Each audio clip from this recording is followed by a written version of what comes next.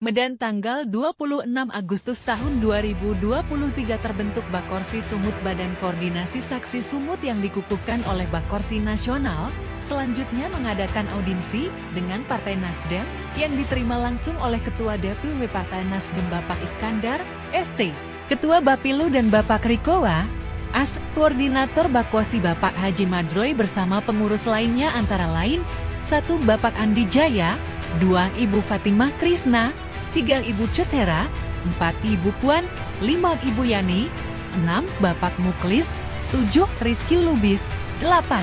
Bapak Khairul Lubis, 9. Muhammad Amin Lubis, 10. Sukadi Kagan, 11. Makmur atau Menteri, 12. Helwani, Parui, yang panggilan kerennya, untuk Koordinator Bakorsi Sumut, memberikan laporan tentang fungsi Bakorsi Sumut. Selanjutnya, setelah Ketua Koordinator Pak Rui memberikan pemaparan tentang fungsi Bakorsi Sumut, maka Ketua DPW Sumut Partai Nasdem Bapak Iskandar ST juga memberikan arahan untuk para pengurus Bakorsi Sumatera Utara dalam rangka pemenangan Pak Anies dan pemenangan parlemen di bawah naungan partai pengusung dan pendukung. Mari kita saksikan tayangan di bawah ini. Yaitu kita mengamankan, mengawal, mendata dan mencatat kejadian-kejadian yang apa yang terjadi di TPS, baik itu di TPS dalam maupun di luar. Bakorsi ada 100 orang di Sumatera Utara. Bakorsi juga ada 100 orang masing-masing di 33 kabupaten kota. Bakorsi juga ada 100 orang masing-masing ada di 455 kecamatan. Bakorsi juga ada di kelurahan dan desa 6.110 kelurahan dan kecamatan, sehingga jumlahnya 659.900 yang akan mengisi 45.875 TPS, sehingga insya Allah nanti setelah kita terbentuk jadian di bulan 12 kita akan menempati masing-masing TPS 14 orang Bakorsi. Fungsi kedua yaitu bilateral, bagaimana kita menyampaikan elektabilitas Pak Anies, yang mana Pak Anies beserta partai pendukung dan pengusung harus kita kawal, harus kita jaga suaranya. Untuk itu kita harus memiliki masing-masing Bakorsi membawa 3 orang, misalkan saya bersama istri dan 2 orang anak, atau saya bersama istri 2 orang keluarga di tempatnya. Sehingga dari 4 orang tersebut 659.994 orang berjumlah hampir 2,8 juta. Kata kemudian kita 10 juta lebih. Jika 50% per 1 hanya 5 juta lebih. Nah, kita sudah menempati 50% cari 50% per 1. Jadi kita nanti kerjasama dengan partai pendukung dan pengusung. Lalu yang ketiga yaitu mengawasi, monitoring, mengevaluasi Bakorsi mana yang lemah, Bakorsi mana yang kurang, sehingga kita nanti jadi Bakorsi Provinsi Sumatera Utara akan mengisi kelemahan tersebut dan mendatanya. Kami dari Bakorsi ini, Pak Iskandar yang kami hormati, kami dari Bakorsi akan dilatih oleh Bakorsi Nasional berupa pelatihan tentang protokol, pelatihan tentang bagaimana menjaga TPS di luar maupun di dalam. Yang mana kami tadi masing-masing TPS ada 14 orang, yang pastinya 1 orang sudah pasti di dalam untuk kepentingan saksinya Pak Anies atau saksi Presiden. Kemudian nanti akan dibuat peraturan tersendiri bagaimana Pak Bakorsi itu mendapatkan 1 orang di TPS dalam.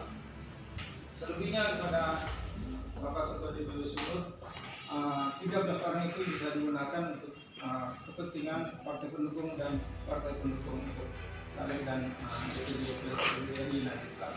Jadi harapan kami kepada rekan semua kita berjuang bagaimana memenangkan Pak Anies dan partai pendukung dan pengusungnya.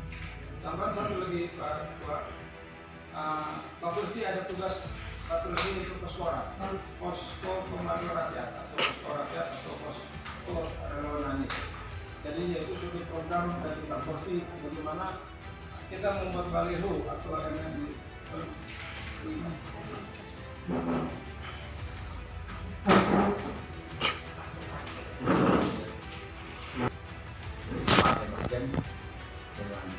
Bakorsi dan merupakan satu itu dalam rangka untuk menjaga, mengamankan, mengawal suara Pak Anies dan pra TPS. Ya, pra TPS itu mulai pembagian C6. Ya, C6. Ya, itu juga harus kita pantau, betul kan? Betul. C6 dibagi kepada yang tidak berhak, Ya. atau yang berhak tidak dibagi. Nah, itu penting bagi kita. Atau bisa saja C6 itu, mohon maaf ini, ada juga oknum-oknum memperjualbelikan C6 itu. Ya. Karena ada yang sudah pindah tempat, mungkin dia ada yang sudah meninggal, kemudian mungkin ada yang keluar negeri dan sebagainya, sehingga itu bisa diperjualbelikan. Jadi Pak Korsi ini sekali lagi saya yakin dan percaya tentu saja bekerja mulai dari sekarang. Yang paling penting adalah pra TPS itu.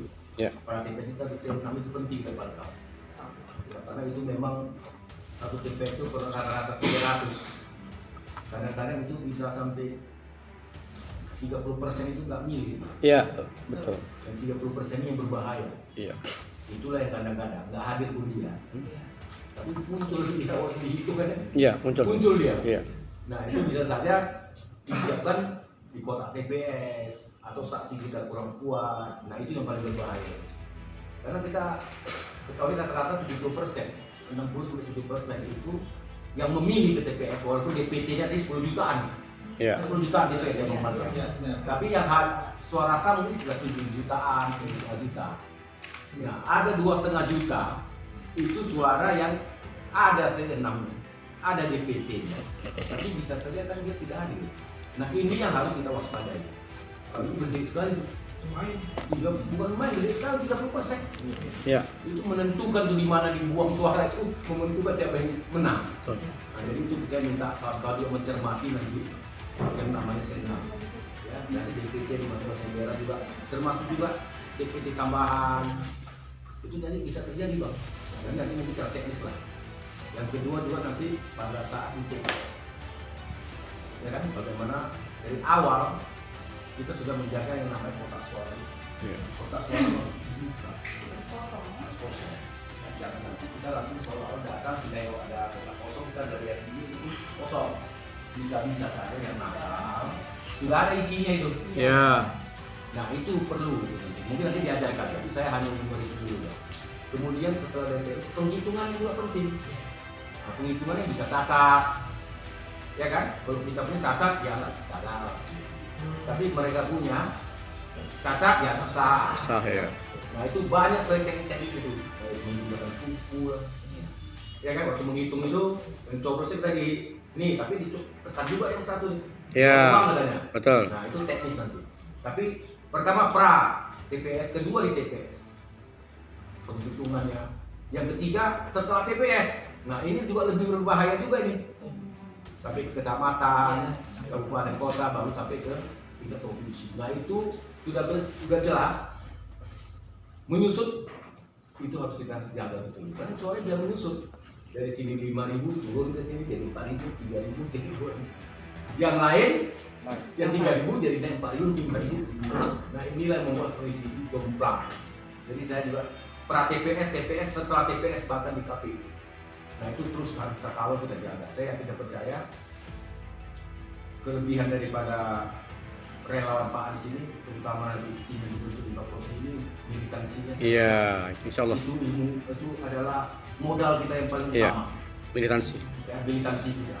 Karena saya yakin dan percaya kita semua yang kumpul hari ini semua bisa satu meja, bisa ketemu hari ini, tujuan kita adalah satu. Kita ingin berubah. Jadi memang perubahan itu memang Keniscayaan.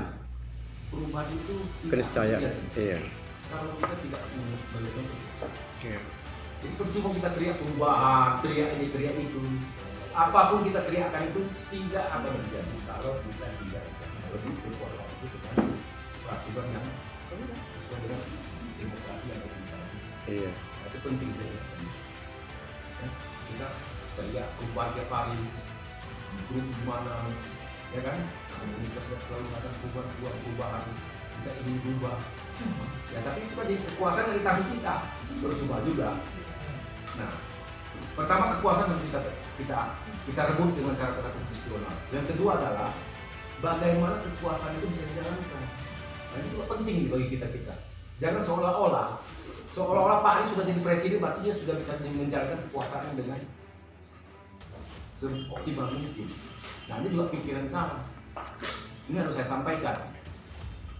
Kekuasaan itu harus kita rebut dan kita gunakan. Dan kekuasaan itu harus dijaga. Siapa yang menjaga kekuasaan itu? Siapa yang bisa mengoptimalkan kekuasaan itu? Mohon maaf ini, yaitu partai.